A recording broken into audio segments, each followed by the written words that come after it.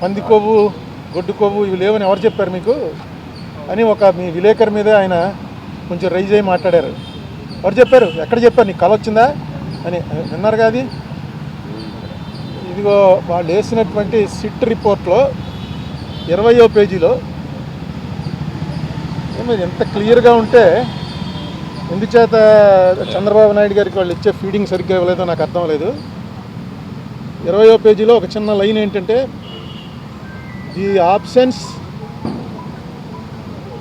The absence of cholesterol in the samples also suggests that the chances for presence of tallow, lard and fish oil are very low. లేవు అని ఎప్పుడు ఎవరు very low అంటే లేనట్టే లెక్క.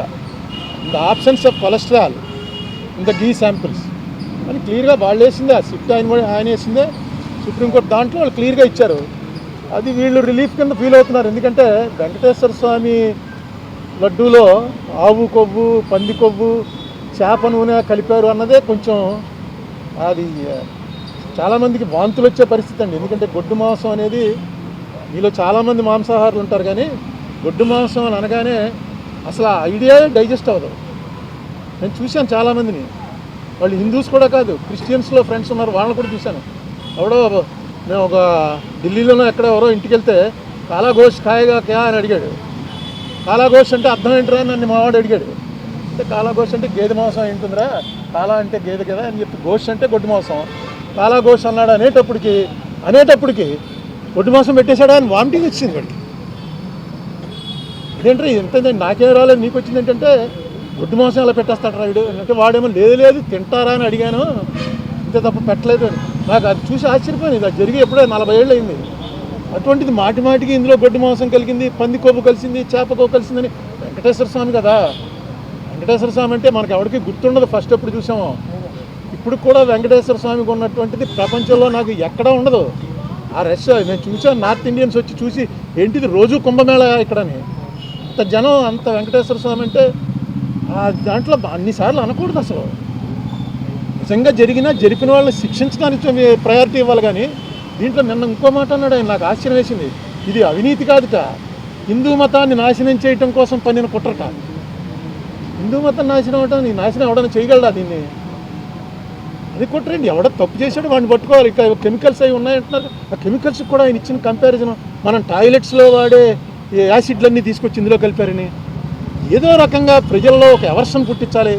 తిరుపతి లడ్డు అంటే అంత టేస్ట్గా తినేవాళ్ళకి ఆ లడ్డు చూడగానే ఇందులో ఏముందోరా బాబు అని అనిపించే భయం కలిగించాలని సీఎం లెవెల్ మనిషి అలా మాట్లాడటం కరెక్టే. ఇప్పుడు నేను సీఎం గారి ఇంటికి వెళ్తే నాకు కప్పులో టీ ఇచ్చారు. ఆ కప్పు పట్టుకుని ఇది ఏంటనుకుంటున్నారు ఈ మెటీరియల్ మనం టాయిలెట్స్లో కమోడ్లు వాడతామే, ఆ కమోడ్ మెటీరియల్ తోటి కప్పు తయారు చేసి కప్పులో ఇచ్చారండి. నిజమే, అది కమోడ్తో పోల్చడం ఏంటి? పింగాణితో అనేక రకాలు తయారవుతాయి, కమోడ్తో పోలుస్తారా ఎవడన్నా? నాకు ఎందుకు చాలా ఆశ్చర్యం వేసింది. ఏంటి ఇదేంటి ఇలా మాట్లాడు సీఎం గారు? ఎప్పుడు అంత బ్యాలెన్స్ తప్పి మాట్లాడ్డాడు.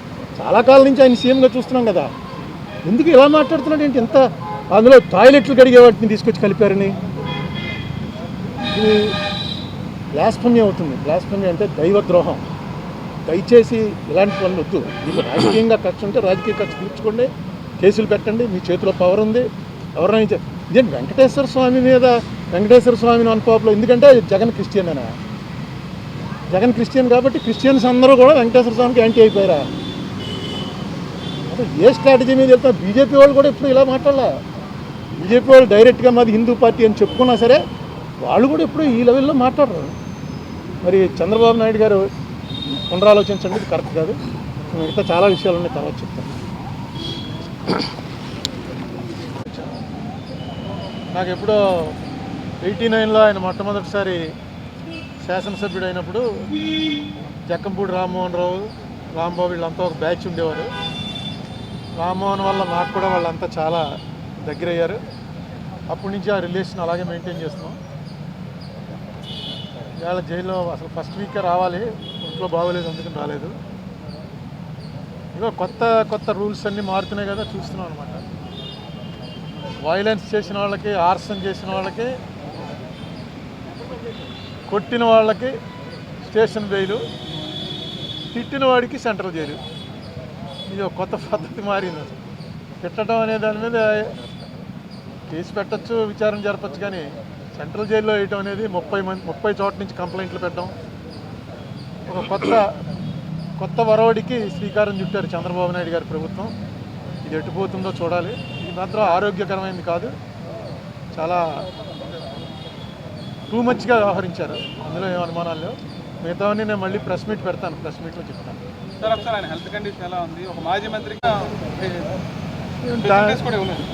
దాని గురించి ఏమి నేను మాట్లాడలేదు. ఆ లోపల కూడా మాట్లాడడం ఫోన్లోనే, అవతల ఆయన ఉంటాడు, అవతల ఉంటాడు, ఫోన్లో మాట్లాడుకోవటం. ఇంత పూర్వం నేను చాలాసార్లు సెంట్రల్ జైల్లో విజిటర్స్ని చూడడానికి వచ్చాను, నేను సెంట్రల్ జైల్లో రిమాండ్లో ఉన్నాను. కానీ ఈ కండిషన్స్ అన్నీ మారుతూ వచ్చాయి కదా, ఇప్పుడున్న దాంట్లో పెద్ద ఎక్కువగా మాట్లాడుకోవడానికి అవకాశం లేదు. ఫోన్లోనే అటే ఫోన్లో ఆయన మాట్లాడుతున్నాడు, ఇటే ఫోన్లో మనం మాట్లాడాలి. ఆయన ఏమీ కంప్లైంట్, నాతో అయితే ఏం కంప్లైంట్ చెప్పలేదు. బాగానే ఉన్నాడు, ఆరోగ్యంగా ఉన్నాడు, నవ్వుతూ హ్యాపీగా ఉన్నాడు ప్రతిదీ. ఎందుకంటే అతను కూడా లాయర్ కదా, అతనికి తెలుసు ఈ కేసులో పస ఎంత ఉందో. ఈ కేసు వల్ల వాళ్ళ పార్టీకి అతనికి వ్యక్తిగతంగా కూడా చాలా బెనిఫిట్ జరిగిందని అనుకుంటున్నాను నేను. ఎందుకంటే కక్ష సాధింపు ధోరణితోటి చేసినటువంటి ప్రయత్నం అని క్లియర్గా అర్థమైపోతుంది. కనీసం అక్కడ ఇంటి మీద దాడి చేస్తుంటే 6 గంటల సేపు మనం అందరం చూసాం కదా, వాళ్ళని కనీసం ఏ మేజిస్ట్రేట్ ముందో ఆధారపరిచి చిన్న డ్రామా అన్నా చేయవలసింది. స్టేషన్ బెయిల్ ఇచ్చి పంపించారు ఆర్సన్ కేసులో. ఆర్సన్ కేసు అంటే ఇంటి మీదకి మంటలు వచ్చేలాగా పెట్రోల్ బాంబులు విసిరితే దాంట్లో స్టేషన్ బెయిల్ నేను ఎప్పుడు వినలేదు. అలాగే తిట్టాడన్న కేసులో తీసుకొచ్చి అప్పుడే 2 వారాలు అయిపోయినట్టుంది, తీసుకొచ్చి సెంట్రల్ జైల్లో పెట్టడం, ఇది టూ మచ్ అనమాట. ఇది ఫస్ట్ ఆఫ్ ఇట్స్ కైండ్ అనుకుంటున్నాను. ఏదైనా చూద్దాం ఎటు దారి తీస్తుందో. ఎవడు చెప్పాడు మీకు ఇందులో ఇది లేదని? ఏది కొవ్వు, పంది కొవ్వు, గొడ్డు కొవ్వు ఇవి లేవని ఎవరు చెప్పారు మీకు అని ఒక మీ విలేకరు మీద ఆయన కొంచెం రైజ్ అయ్యి మాట్లాడారు. ఎవరు చెప్పారు? ఎక్కడ చెప్పారు? నీకు కల వచ్చిందా అని విన్నారు కాదు. ఇదిగో వాళ్ళు వేసినటువంటి సిట్ రిపోర్ట్లో 20వ పేజీలో ఎంత క్లియర్గా ఉంటే, ఎందుచేత చంద్రబాబు నాయుడు గారికి వాళ్ళు ఇచ్చే ఫీడింగ్ సరిగ్గా ఇవ్వలేదో నాకు అర్థం లేదు. 20వ పేజీలో ఒక చిన్న లైన్ ఏంటంటే, the absence of cholesterol in the samples also suggests that the chances for presence of tallow, lard and fish oil are very low. లేవు అని ఎప్పుడు ఎవరు, వెరీ లో అంటే లేనట్టే లెక్క. In the absence of cholesterol in the ghee samples అని క్లియర్గా వాళ్ళు వేసిందే. ఆ సిట్ ఆయన వేసిందే, సుప్రీంకోర్టు దాంట్లో వాళ్ళు క్లియర్గా ఇచ్చారు. అది వీళ్ళు రిలీఫ్ కింద ఫీల్ అవుతున్నారు. ఎందుకంటే వెంకటేశ్వర స్వామి లడ్డూలో ఆవు కొవ్వు, పంది కొవ్వు, చేప నూనె కలిపారు అన్నదే కొంచెం అది చాలామందికి వాంతులు వచ్చే పరిస్థితి అండి. ఎందుకంటే గొడ్డు మాంసం అనేది, మీలో చాలామంది మాంసాహారులు ఉంటారు, కానీ గొడ్డు మాంసం అని అనగానే అసలు ఆ ఐడియా డైజెస్ట్ అవ్వదు. నేను చూశాను చాలామందిని, వాళ్ళు హిందూస్ కూడా కాదు, క్రిస్టియన్స్లో ఫ్రెండ్స్ ఉన్నారు, వాళ్ళని కూడా చూశాను. ఎవడో మేము ఒక ఢిల్లీలోనో ఎక్కడ ఎవరో ఇంటికి వెళ్తే కాలా గోష్ ఖాయగా క్యా అని అడిగాడు. కాలా గోష్ అంటే అర్థం ఏంటిరా అని నన్ను మావాడు అడిగాడు. అంటే కాలా గోష్ అంటే గేదె మాంసం ఏంటుందిరా, కాలా అంటే గేదె కదా అని చెప్పి, గోష్ అంటే గొడ్డు మాంసం, కాలా గోష్ అన్నాడు. అనేటప్పటికి గొడ్డు మాంసం పెట్టేశాడా అని వామిటింగ్ వచ్చింది వాడికి. ఇదేంటే ఎంత నాకేం రాలేదు నీకు వచ్చింది ఏంటంటే, గొడ్డు మాంసం అలా పెట్టేస్తాడు రాయుడు అంటే, వాడేమో లేదు తింటారా అని అడిగాను, ఇంత తప్ప పెట్టలేదు అని. నాకు అది చూసి ఆశ్చర్యపోయింది. అది జరిగి ఎప్పుడో 40 ఏళ్ళు అయింది. అటువంటిది మాటికి ఇందులో గొడ్డు మాంసం కలిగింది, పంది కొవ్వు కలిసింది, చేప కొవ్వు కలిసిందని. వెంకటేశ్వర స్వామి కదా, వెంకటేశ్వర స్వామి అంటే మనకు ఎవరికి గుర్తుండదు. ఫస్ట్ ఎప్పుడు చూసామో, ఇప్పుడు కూడా వెంకటేశ్వర స్వామికి ఉన్నటువంటిది ప్రపంచంలో నాకు ఎక్కడా ఉండదు. ఆ రష్ నేను చూసాను, నార్త్ ఇండియన్స్ వచ్చి చూసి ఏంటిది రోజు కుంభమేళ ఇక్కడని. అంత జనం, అంత వెంకటేశ్వర స్వామి అంటే దాంట్లో అన్నిసార్లు అనకూడదు. అసలు నిజంగా జరిపిన వాళ్ళని శిక్షించడానికి ప్రయారిటీ ఇవ్వాలి. కానీ దీంట్లో నిన్న ఇంకో మాట అన్నాడు ఆయన, నాకు ఆశ్చర్యం వేసింది. ఇది అవినీతి కాదుట, హిందూ మతాన్ని నాశనం చేయటం కోసం పన్నిన కుట్రట. హిందూ మతం నాశనం అవటం, నీ నాశనం ఎవడన్నా చేయగలడా దీన్ని? అది కుట్రండి. ఎవడో తప్పు చేశాడు వాడిని పట్టుకోవాలి. ఇంకా కెమికల్స్ అవి ఉన్నాయంటున్నారు. ఆ కెమికల్స్ కూడా ఆయన ఇచ్చిన కంపారిజన్, మనం టాయిలెట్స్లో వాడే యాసిడ్లన్నీ తీసుకొచ్చి ఇందులో కలిపారని, ఏదో రకంగా ప్రజల్లో ఒక ఎవర్షన్ పుట్టించాలి. తిరుపతి లడ్డు అంటే అంత టేస్ట్గా తినే వాళ్ళకి ఆ లడ్డు చూడగానే ఇందులో ఏముందోరా బాబు అని అనిపించే భయం కలిగించాలని సీఎం లెవెల్ మనిషి అలా మాట్లాడటం కరెక్టే. ఇప్పుడు నేను సీఎం గారి ఇంటికి వెళ్తే నాకు కప్పులో టీ ఇచ్చారు. ఆ కప్పు పట్టుకుని ఇది ఏంటనుకుంటున్నారు ఈ మెట్లు ఈ మెటీరియల్, మనం టాయిలెట్స్లో కమోడ్లు వాడతామే, ఆ కమోడ్ మెటీరియల్ తోటి కప్పు తయారు చేసే కప్పులో ఇచ్చారు. నిజమే, అది కమోడ్తో పోల్చడం ఏంటి? పింగాణితో అనేక రకాలు తయారవుతాయి, కమోడ్తో పోలుస్తారా ఎవడన్నా? నాకు ఎందుకు చాలా ఆశ్చర్యం వేసింది ఏంటి ఇదేంటి ఇలా మాట్లాడు. సీఎం గారు ఎప్పుడు అంత బ్యాలెన్స్ తప్పి మాట్లాడ్డాడు. చాలా కాలం నుంచి ఆయన సీఎంగా చూస్తున్నాం కదా, ఎందుకు ఇలా మాట్లాడుతున్నాడు ఏంటి? ఎంత అందులో టాయిలెట్లు కడిగే వాటిని తీసుకొచ్చి కలిపారని. ఇది బ్లాస్ఫెమీ అవుతుంది. బ్లాస్ఫెమీ అంటే దైవద్రోహం. దయచేసి ఇలాంటి పనులు వద్దు. మీకు రాజకీయంగా కక్ష ఉంటే రాజకీయ కక్ష తీర్చుకోండి, కేసులు పెట్టండి, మీ చేతిలో పవర్ ఉంది. ఎవరైనా ఇదేంటి వెంకటేశ్వర స్వామి మీద వెంకటేశ్వర స్వామిని అనుకోవట్లో, ఎందుకంటే జగన్ క్రిస్టియన్ అనా? జగన్ క్రిస్టియన్ కాబట్టి క్రిస్టియన్స్ అందరూ కూడా వెంకటేశ్వర స్వామికి యాంటీ అయిపోయారా? అసలు ఏ స్ట్రాటజీ మీద వెళ్తారు? బీజేపీ వాళ్ళు కూడా ఇప్పుడు ఇలా మాట్లాడాల. బీజేపీ వాళ్ళు డైరెక్ట్గా మాది హిందూ పార్టీ అని చెప్పుకున్నా సరే వాళ్ళు కూడా ఎప్పుడు ఈ లెవెల్లో మాట్లాడరు. మరి చంద్రబాబు నాయుడు గారు పునరాలోచించండి, ఇది కరెక్ట్ కాదు. మిగతా చాలా విషయాలు ఉన్నాయి, తర్వాత చెప్తాను.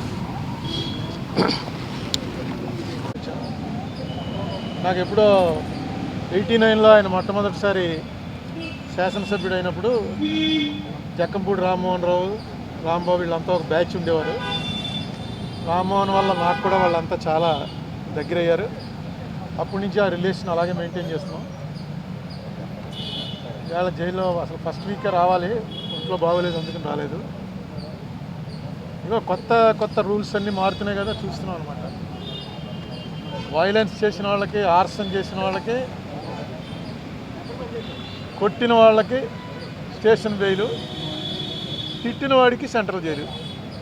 ఇది ఒక కొత్త పద్ధతి మారింది. అసలు తిట్టడం అనే దాని మీద కేసు పెట్టచ్చు, విచారణ జరపచ్చు, కానీ సెంట్రల్ జైల్లో వేయటం అనేది 30 చోట్ల నుంచి కంప్లైంట్లు పెట్టడం, ఒక కొత్త వరవడికి శ్రీకారం చుట్టారు చంద్రబాబు నాయుడు గారి ప్రభుత్వం. ఇది ఎటుపోతుందో చూడాలి. ఇది మాత్రం ఆరోగ్యకరమైనది కాదు, చాలా టూ మచ్గా వ్యవహరించారు, అందులో ఏం అనుమానాలు లేవు. మిగతావన్నీ నేను మళ్ళీ ప్రెస్ మీట్ పెడతాను, ప్రెస్ మీట్లో చెప్తాను. సార్ ఒకసారి ఆయన హెల్త్ కండిషన్ ఎలా ఉంది? ఒక మాజీ మంత్రిగా